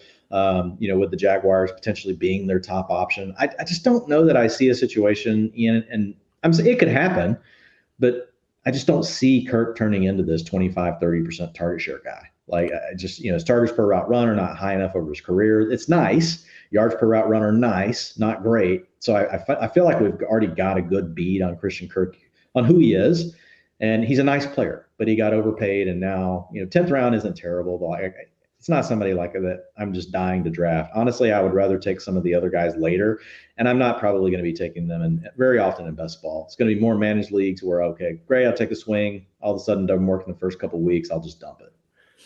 Is it time to bro, what are we investing in Trevor Lawrence for this year? Because a bunch of people called him a generational prospect like 18 months ago. This So is terrible. I think it's just because they did add players. No, but like this is the worst way possible. They overpaid for a bunch of mid-wide receivers. Like, look, dude, Kirk, Zay Jones, Marvin Jones versus Garrett Wilson, Elijah Moore, and Corey Davis. Like, I think Corey Davis would be the wide receiver 1 in Jacksonville. I think he would be too. I'm not even going to argue with you. Yeah, it's going to be a spread it around offense. So from that standpoint, at least you can have 3 or 4 weapons on the field that together, right? We'll call them weapons. Okay. If you have a really good, okay. You're like, no, we're not allowed to do that. I'll immediately be reprimanded. Like, if they can scheme it up, right? And remember, Doug Peterson's offense has never been a heavy funnel offense. They like to spread it around to all the guys. So I think that's what you're going to see here. You're going to see a lot of guys between 15 and 20% of the targets. I don't think you're going to see a true person step up and be like a 25% target share guy, but it could work for Trevor Lawrence. Like, at least if you have 4 decent options on the field, it's better than what he dealt with last year because of all the injuries and everything that happened. He basically had 1. And it was Marvin Jones. I know Visca haters, come at me. Just bring it. Looking at Doug Peterson, what was he even doing? Didn't do anything in 2021. What was he doing? Well, let's call him up. We'll get him on the show. I just remember, man, it was funny. I used to listen to Mike Lombardi all the time when he was doing GM Street back at The Ringer, and he just would rip Peterson really up through 2016, 2017. Obviously, Peterson got his Super Bowl win, but Reed's point was like he just took the Andy Reid's playbook and was like using that in Philadelphia. And I think Peterson got that Super Bowl championship, and rightfully, of course, he's not a bad coach. He won a freaking Super Bowl. Like, no one can ever take that away from him, nor should they. But let's face it, man, the next 4 years for the Wentz experiment to go as bad as it did afterwards. And okay, like Nick Foles had an awesome 5-game stretch, but we clearly didn't see that replicated. I don't really think any of these pieces in Jacksonville are necessarily going to be worth a damn. Yeah.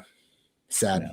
Sad, Dwain. I mean, you are banking on, if you loved Lawrence, he takes a step forward, which is in the range of outcomes. And the beauty is you don't have to pay a high price for Trevor Lawrence or really any of these receivers. Yeah. So. I guess my overarching point that I wanted to end that with is like, Trevor Lawrence, last year's situation was terrible. Are we so sure this one is like that much better? Yeah, not having Urban Meyer, that's fantastic. But I'm also not sure that Urban Meyer was the one calling plays and developing, Lawrence on a day-to-day practice anyway. But all right, AFC West, Kansas City Chiefs, Sky Moore, wide receiver, round 2. Obviously getting, Sky Moore and James Cook just landing spots.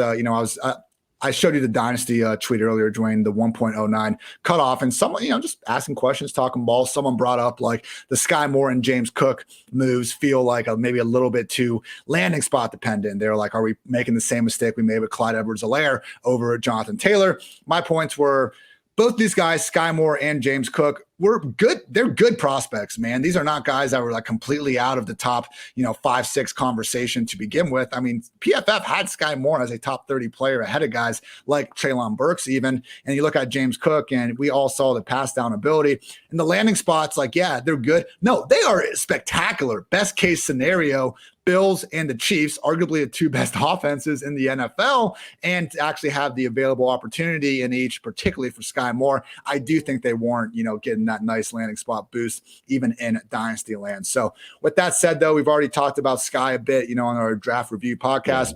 Biggest winners got to be Clyde Edwards-Helaire and Ronald Jones. Not a single running back was added. The RB3 is Derek Gore. Now, maybe some of you, the only game you watched all year was that Sunday night first half where Derek Gore had like 10 carries in a single drive, leapt up in the top of the waiver wire next week. They did not use Derek Gore all season long. After that, it was Darrell Williams or Jerick McKinnon. Maybe McKinnon is still a free agent. I believe Darrell is too. He might have signed somewhere. Maybe they come back. If not, Dwain, it's not like Andy Reid stopped calling plays for running backs. Over the past 2 seasons, Chiefs running backs, number 1 in total routes run, 12th in overall targets. The problem was Clyde wasn't getting them. Darrell Williams and Jerick McKinnon were getting them. We can say the targets were earned. I sure as hell know that Ronald Jones is not going to be earning those targets away from Clyde Edwards-Helaire. Last year, Clyde Edwards-Helaire was the RB 29 in PPR points per game. In 2020, he was RB 25. That was not good because we were all drafting him as a top, 5 freaking running back by the time 2020 came around. And last season, he was still usually in most people's top 15, top 16. we can buy Clyde Edwards-Helaire at his floor, Dwayne. He is the lead back in arguably the best offense in the NFL. Are we that convinced that CEH sucks bad enough to blow this opportunity? Yeah, CEH has been pretty terrible, but to your point, like the price is fine. Yeah. Like, where you're going to it's finally fun. Yeah, you're going to be able to get him in the 7th round right now of drafts. So, I think you definitely want to have some exposure to him. Is he going to be a player that I'm doing a huge flag plant on or something like that? No. But I definitely agree with you. He's actually he's a 6th round pick right now. But Clyde Edwards-Helaire at round 6, pick 3. Then you got AJ Dillon, Damian Harris, Kenneth Walker all going after him. I'm fine with it because of what you just mentioned. I feel like he's got to be the guy they're going to use in the passing game more. My big issue though is Juju Smith-Schuster works a similar area of the field. About Juju in his 0.05 ADOT or whatever the hell it is. He's going to be in a similar range. You're going to have Sky Moore competing for additional targets outside. But again, Tyreek Hill's gone. So overall, they could just spread, those targets around. There could be a little bit more go to the backfield. And if there are targets going to the backfield, I think if we had to place a bet today, who's going to get those? I think you're right. It becomes Clyde Edwards-Helaire. I think you could argue, Ian, actually, that it might be better for Clyde Edwards-Helaire if they just gave Ronald Jones, for the most part, the 1st and 2nd down role and just let Clyde Edwards-Helaire handle all the upbeat 2-minute offense, all the long down and distance. Anytime they just want to go pass heavy, they're in a trailing mode, Edwards-Helaire just becomes the dude and then only gets 150 carries, right? Again, more of an Alvin Kamara type role. You keep the load off of him. You get him in space in the receiving game. He is a decent route runner. He can run the Texas route, Ian. He can, the one we got to throw out here every day. He can run the angle routes, the bullets, the wheels. Yeah, he's not as fast, but he's a solid player out of the backfield. So I think that's honestly his path to really turning in a good fantasy season would be, something like that. And Sky Moore, round 10, man. I know we're not going to talk about him. We already talked about him, but right now still going in round 10. He's going to rise. Sky Moore will probably end up going right after Drake London, Treylon Burks by the time we get into August. So if you are doing best ball drafts right now, or you're overdrafting over on FFPC, doing their Football Guys Player Championship stuff, get your arms around Sky Moore now. The price is going to go up. Ronald Jones over under 200 touches this year. Under. I'd say 175-ish. Be a better line. Okay. But close. I think close, Look, that's the biggest thing with Edwards-Helaire, and it is priced in. When you can't beat out a guy named Darrell Williams and Jarrett McKinnon, it makes it tough to get bought in. It's not like he was behind, an Alvin Kamara or even a Joe Mixon or someone like that. He was behind guys he should have been able to overtake. But he is affordable now, and that's why we are not. He is affordable, and he's also been pretty much hurt his whole career. He's either had a knee or an ankle injury bothering him all the time. Don't hate the player, just hate the ADP. Right now, we do not hate Clyde's ADP at all. Biggest loser, got to be Juju. What are we doing with Juju still as a top 36? I thought MVS arguably should have been ranked higher than Juju to begin with. The ceiling, I don't think, is there. It comes down to a similar thing with Deontay Johnson, but even worse, man. Deontay does pop in a handful of stats, and, he does have some good yak abilities, breaking some tackles, and the PFF receiving grade is still pretty good. Juju, it's good freaking luck, man. Last 2 seasons, 78 wide receivers have at least 100 targets. Juju is 71st in PFF receiving grade, 73rd in yards per out run, dead last in yards per reception. And yeah, some of that is, the microscopic ADOT that Dwayne was making fun of a couple minutes ago. But man, Dwayne, Juju as a rookie in his 2nd year, I remember him as a rookie taking that crosser against the Patriots and busting it for 70 yards.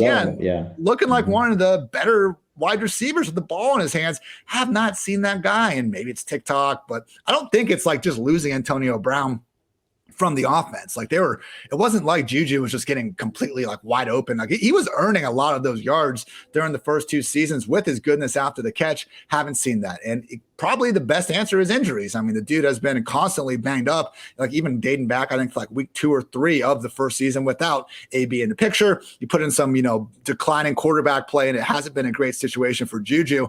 But my God, Dwayne, that contract he got is nothing. It's just, $3 million is only guaranteed on it.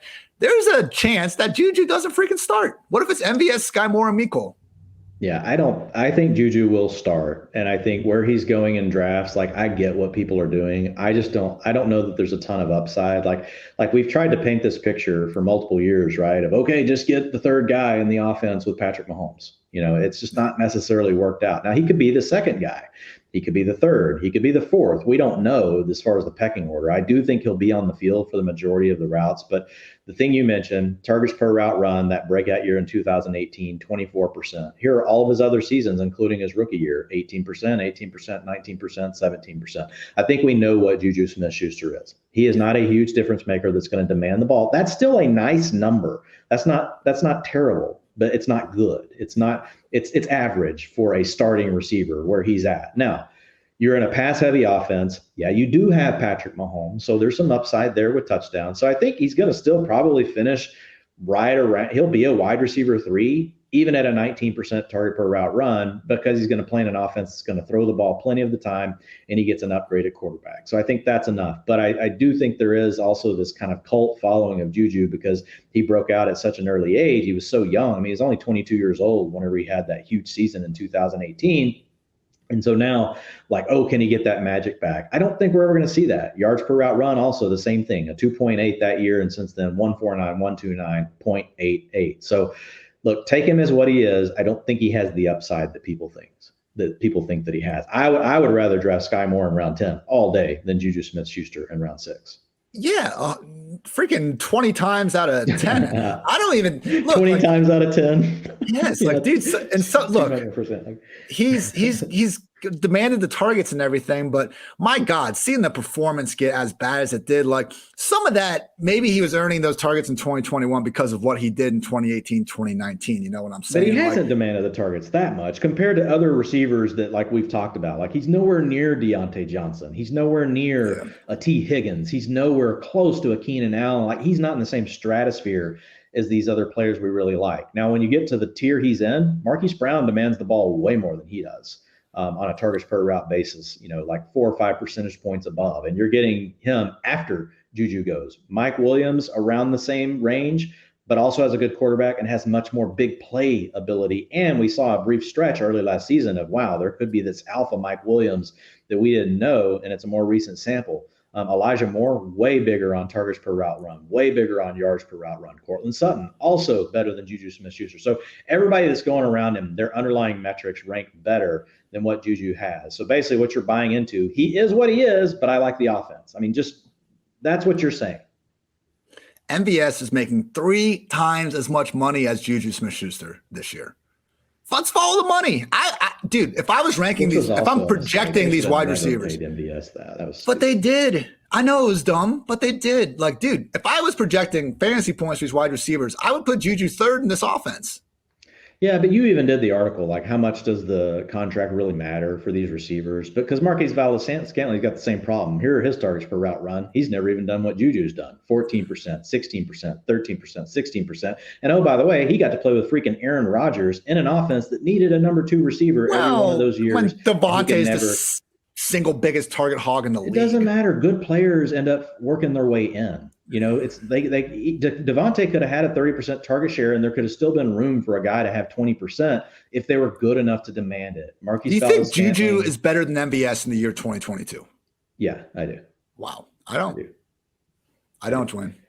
I think Marquise Valdes-Scantling is going to be outside. He's going to be the field stretcher. I'm not excited about either one of them. Like if you tell me I got to pick one, like based on ADP, like, hey, let's not hate the player. Let's hate the ADP. I don't like Juju's ADP compared to Marquise Valdes-Scantling. I'm not that excited about either one of them. I will have Sky Moore rostered to the moon. About to say the answer to Juju versus MVS probably Sky Moore. Yeah, Sky Moore. No. Las Vegas Raiders, they took running back Zamir White in the 4th round, running back Britton Brown in the 7th. If anything, wide receiver, tight end rooms, I think, are winning. You could argue Derek Carr, someone we've, talked about in that Kirk Cousins tier. I'll just say, man, like if you look at, and I did a player A versus player B, who's that Pokemon type of challenge on my Twitter. And it was Derek Carr versus Dak Prescott, nearly identical numbers. And, I just did 2 players, but Patrick Mahomes' numbers these last 2 years, awfully close to Carr and Prescott in terms terms of PFF grade, yards per attempt, completion rate, and even the average target depth. So Derek Carr, like, really does deserve to, he's anyone's idea of an above average quarterback, and adding someone like Devontae Adams, I wouldn't put it past him to have a potential peak season. The biggest loser, though, by far, Josh Jacobs. Like, this is, I think we could almost put him in that Damien Harris tier, Dwayne. Look what Josh McDaniels is doing with the Raiders. He's like, it's like the Patriots and Raiders are battling it out to see who can have the largest running back committee in the entire NFL. Jacobs is going to be the starter, just like Damon Harris is. But after that, they restructured Kenyon Drake's contract before free agency. He's not going to get cut. Like, he's coming back. Zamir White's a 4th-round pick. He now potentially profiles as the 2023 starter, not locked in. We just saw this happen with Michael Carter, only 4th-round draft capital. Yeah. But still, he has that skill set looking at it. And the fact that they didn't pick up Josh Jacobs' 5th-year option shows that he's not the running back of the future. And, we also have Brandon Bolden and freaking Amir Abdullah to potentially take passing downs. There is a chance that Jacobs, Drake, and Zamir White are kind of splitting the rush attempts while one of Bolden or Amir Abdullah comes in on passing downs. Like, name 40 wide receivers, Dwayne. I'll probably want each and every one of them ahead of Josh Jacobs this year. Yeah, I've got Jacobs ranked as my RB 27. That's 7 spots below ADP. I've got him as, a committee lead. I need to say that like in a very monotone way, but it is what it is. He's going to have a lot of competition. I don't really want to deal with it. The offense could be better, but like when you're going to have a kind of rotation that McDaniels is going to use, and it's coming, folks. Like, he's used it his whole career. So it's going to be there. And I think that means the least work for Josh Jacobs that we've seen in his career. I think this will be the least amount of touches he's had on a per game basis, right? He's had injuries and stuff. So I think you did a great job with your tiers. You do a great job with everything, Dwayne. But with this article, like, he is a committee lead, but let's face it, there's a difference between the Cowboys and Chiefs committee compared to, the Patriots and Raiders. And accordingly, you have Zeke and Clyde, ahead of it. But man, we've said this before, and I'll say it again. Like, we can live with 2 running back committees, but once we get to 3, God forbid 4, it's just going to take a lot for Josh Jacobs to get there. He's kind of got that Antonio, a little bit similar to Antonio Gibson, where I'm not doubting like Jacobs is capable of working across all 3 downs. He was a nice, RB1, RB2 down the stretch. Honestly, and again, we're still fine tuning these things, but I would take Miles Sanders over Josh Jacobs. Just because Sanders, I think there is a path that he could be out there 65%. It could happen. I just don't see it with Josh Jacobs. I do not either. All right. We have reached, I believe, the last team. The Los Angeles Superchargers draft picks. Running back Isaiah Spiller in round 4, and also running back, maybe more of a fullback, Xander Horvath in round 7. What about Gerald Everett? Dwayne talked about him a little bit yesterday. I do think he's in that conversation with the late round tight ends we want to look at. Him, Irv Smith, Hayden Hurst, Tyler Higbee, and Robert Tonyan were the 5 we ended up saying kind of have that chance to be the 2022 version of what Dawson Knox was for everyone in 2021. And with Everett, 2-year, $12 million deal. He's got $8 million in fully guaranteed money. I mean, last year they only gave Jared Cook, washed, a 1-year, $4.5 million deal. And he got 83 targets out of that, despite splitting snaps with Donald Parham and Steven Anderson. I would take Irv Smith and Tyler Higbee, I think, ahead of Gerald Everett because I'm way more confident in them, rarely leaving the field. But if you look at Everett, you could argue that he hasn't ever got it done over the course of a whole season. But when we start talking through it, he was splitting time with Tyler Higbee. And then he comes to Seattle. Once Russell Wilson returned weeks 10 through 18, Gerald Everett was the overall tight end 8. Gerald Everett outscored Kyle Pitts weeks 10 through 18 last season. Maybe more of an indictment on Kyle Pitts than anything there. But Gerald Everett was doing, being a low-end tight end 1 there. He's in that tight end 2 range. How interested are you in Gerald Everett, man? Because if we do get an MVP-esque season out of Justin Herbert, it wouldn't be that shocking to see his tight end flirt with 10 touchdowns. No, I like Gerald Everett. Targets per route run over the last 3 seasons, 22%, 21%. Now, last year it was a little lower at 17%.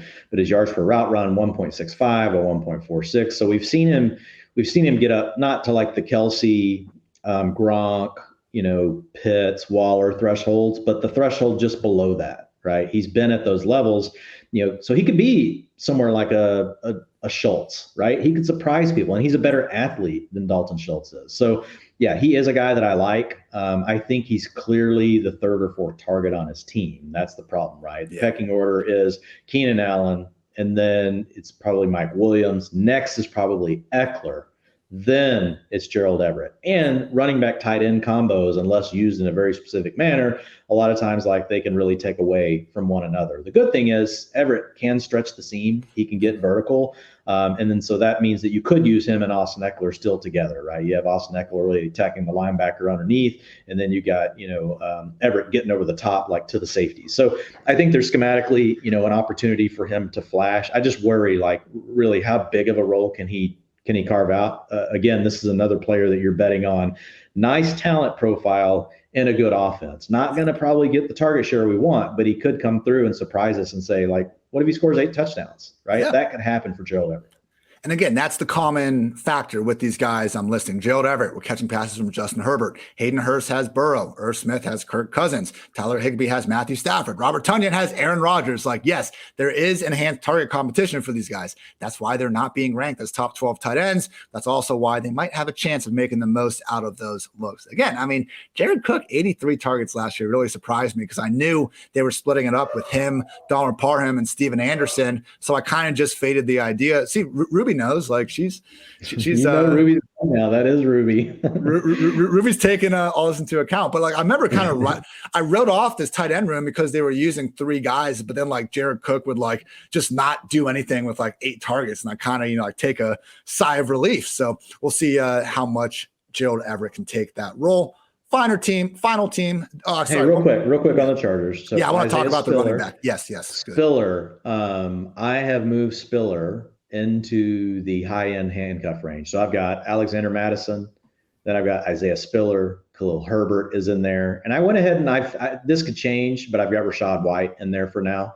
But I really like Spiller in that range. And the reason why, we've seen Roundtree, wasn't good. We've seen Joshua Kelly, wasn't good. The only backup that's been decent is Justin Jackson. He's not on the team anymore. The other thing to remember was Spiller, a really good dual threat profile. Really, if you wanted to say, okay, who was the number one dual threat profile in the class, it was definitely Breece Hall. But Spiller would be second if that's the way you're categorizing them. So it's a guy that showed early on in his career that he could catch some passes out of the backfield. He could also carry some of the load rushing. He was involved as a freshman at Texas A&M, so it's not a guy that just came on late. He was actually involved very early at an SEC school, coming out into the draft early. Yeah, he bombed the pro day and all those things. But you know what? If you looked at the pro day and if the combine never happened, which they're overrated. Those things are overrated. And so if you look at it, like if those things never happened, like Isaiah Spiller wouldn't have fallen this far. Like he probably would have been a second or a third round pick. But the NFL gets so over infatuated, with this 40 time. And so we see guys like this. And I like the profile. I like the landing spot because if something does happen to Austin Eckler, he's the only one. I'm not guaranteeing that he's going to get this. But he's the only one on the team to me that profiles as a guy that could actually come in, handle passing down duties and handle the rushing duties. I don't think Kelly or Roundtree are capable enough receivers to get that. No, so maybe it would devolve into just this kind of muddled 3 RB committee. But we did see last year in the one game that Eckler missed, Justin Jackson spot start, 11 carries, 9 targets, and a gaudy 73% snap rate out there. I agree. Spiller is, I think, the best candidate to be. Spiller and Rachaad White, both 11th round picks right now, FFPC drafts. That's all. I mean, they're going like, where's Pollard and Dillon going? Way higher. Pollard is going round 8. AJ Dillon round 6. Now again, those guys have the contention. They have standalone value. Not so much in the redraft though. Like I don't want to be trying to pick the week that Tony Pollard's going to score fantasy points. Right? I'm fine if he's on my best ball roster and he blows up on his 10 touches and he scores 2 touchdowns. That's great because I don't have to pick when that's going to happen. So I like Pollard and even A.J. Dillon a little more in best ball than I do in redraft. Dillon is a little less risky, and that's obviously, it's represented in his ADP. He's going 2 rounds above Pollard. He's probably going to handle 40 to maybe even 50%, of the team's rushing attempts. So, I think with him, there's even more standalone value than Pollard. But I think obviously both of them, if for some reason their back in front of them went down, really any of the backs we just named, like if the back in front of them goes down, then everything's equalized. Like Alexander Madison is worth just as much as A.J. Dillon or Pollard if Dalvin Cook goes down. Last team here, Denver Broncos in the third round took tight end Greg Dulcich, wide receiver Montrell Washington in round 5. Montrell Washington is a return specialist, so we don't have to feel too bad for him joining this loaded wide receiver room. Hopefully should be able to carve out a role just fine. Biggest, veteran winner, again, just the running back wide receiver rooms, if anything, but big talk, Dwain, is Albert O. Before this podcast, I watched all, I believe, 11 of his career receptions that went more than 10 yards. As I pulled it up, I saw the PFF receiving grade. My God, it's like 6th or 7th in the NFL over the past 2 seasons. I watched the film, Dwain.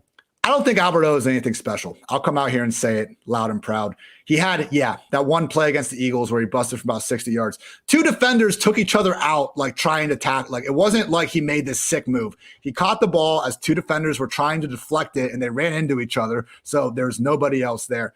That was kind of the trend, man. It's a lot of wide open passes, easy crossers over the middle, and he got an occasional good throw from Drew Lock or more likely Teddy Bridgewater out there. He has 55 career targets. He has played more than 60% of the snaps one time. The new regime, Nathaniel Hackett, what did he do in Green Bay? He used multiple tight ends all the freaking time. Even Robert Tonyan, who's scoring double-digit touchdowns, couldn't play more than 60% snaps more weeks than not in that Green Bay offense. Greg Dulcich has higher draft capital.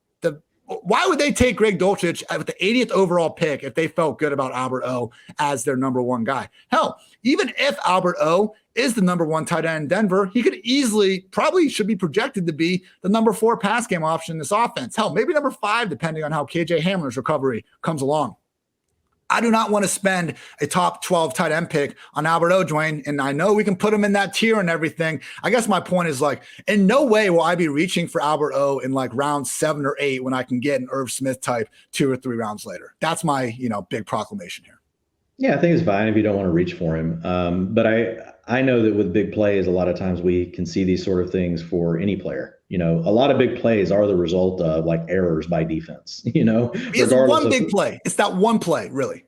It's one play. Here's the thing, though. The targets per route run at 28% and 24%, even if you want to discount his yards per route run, 2.28 and 1.94, to me, that's if I'm going to discount it because I watched the big plays, and I think that's cool, but I want to go watch all of Albert O's plays, And so for me, his targets per route run, it's a really sticky metric, and it looks good. It looks like he's on the level with the elites. So for me, I'm going to keep him at the bottom of my tight end 1 tier.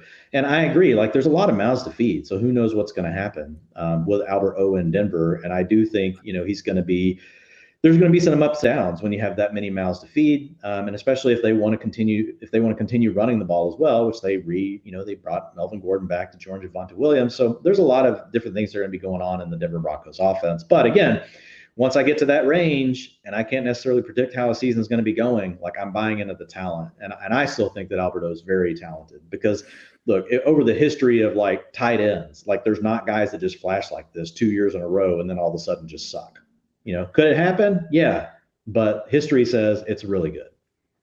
I mean, look at how ridiculous these targets were for Denver after they came back. Courtland Sutton was getting 2 or 3 targets per game. That is not happening again. Maybe Albert O was getting fed these targets because he's been playing in a dog shit offense led by terrible quarterbacks who are just dumping it down to him on those play action bootlegs. That was the only thing Denver even knew how to do. Look, man, we can sit here and go back and forth. We can break this sort of thing down for every player. Every player has some dog shit targets. I'm not saying Albert O doesn't have any, but you know what? Players that are good, players that are bad, they don't see 28% and 24% targets per route run. But he wasn't even a full-time player getting that. He was getting targeted a lot playing routes run. That's why we look at targets per route run, is because then we're equalizing the playing field. Hey, when you were out there, what the hell did you do? Look, there are all sorts of guys that play on good offenses behind other good players that are the 3rd and 4th read because the defense is paying attention to everybody else, and they don't have 28% and 24% targets per route run. That's what this number is telling me. Is that they're figuring out a way to either A, get the ball, design the ball to Albert O, or he's playing so well that even when he's out there with these other players that are really good, over the whole sample, not just the big plays, he's getting targeted. So, for me, I'm still bought in on Albert O. I get what you're saying, but I'm going to lean in, to the data. he seems like the 3-point shooter who shoots 50% on 4 attempts per game. And now we're saying, oh, yeah, he should be fine on 8 attempts per game. Why not? Yeah, but I mean, when I look at him compared to the rest of the guys below, again, when I get to that range, I'm betting on the talent. I'm just going to bet on the talent above. Where's he going right now? In FFPC, he is going. Now, this is tight end premium, but he's going round 9. So where's he go amongst the tight ends? Amongst the tight ends, he is actually Albert is tight end 12, right where we've got him. You got Zach Ertz going in front of him. You got Pat Freiermuth. Then you got Albert O. Then you got Gronk. Then you got Gesicki. Then you got Cole Kmet. Then you got Irv Smith, Noah Fant, Hunter Henry. So that's where he's at. Yeah, miss me with all of that, Dwain. All right, hey, I feel like usually we're on here. We don't have too many different. No, it's good. We need to have it. Getting some barks going, not just from Ruby today. How about that? Yeah, for the next pod, I'm going to go watch 5 plays and use that to represent a player. It was 9, but yeah. You're like, yeah, F you, Dwayne. You better go take your 4 on, add 4 onto that. Eric Ebron ran more routes than Alberto last season. So there's your sample size. There's your sample size for you. All right, everyone. Noah Fant on the team. We can keep going all day, Ian. Greg Dulcich could have more targets than Alberto this year. Like you could argue that's likely. So before Dwayne and I cut each other's virtual heads off, we will conclude this edition of the PFF Fantasy Football Podcast. Look at us. I'm happy we decided to do this 2 episodes, Dwayne. I do love you, but talking for almost 4 hours straight might have been a little rough on the old vocal cords. And I got to take these dogs out at some point during the day. So yeah, NFC, AFC, all set. We'll be back tomorrow. Happy hour edition. Should be good to go and have that stream live. We will be drafting a team, most likely over at Underdog Fantasy. And I've enjoyed those sessions, Dwayne. I think we've only done 2 so far, but I think kind of using these pods to talk through the players, and we'll be doing, a full team preview series here in a couple of weeks where we're continuing to do that. Use these pods to talk to the players and then actually have the drafts for the strategy, and then have, some listener questions on Friday. We're covering every damn base, man. Great day to be great. Yep. Great day to be great. Always, especially for Albert O and not Dulcich. I was gonna shout out all your awesome content available on pff.com, but no, I'm not. So now no one has any idea how to access that. So I will have my fantasy ranks fully updated by the end of this week, and we will finally have those actually uploaded to the rankings tab with PFF. So appreciate the patience, everyone. But it's now prime off season in fantasy land. We look forward to getting all of you ready to go, win some freaking money, hopefully have a good time doing so. So for Dwayne, I'm Ian. Thanks so much for tuning in the PFF Fantasy Football Podcast. And until next time, take care, everybody.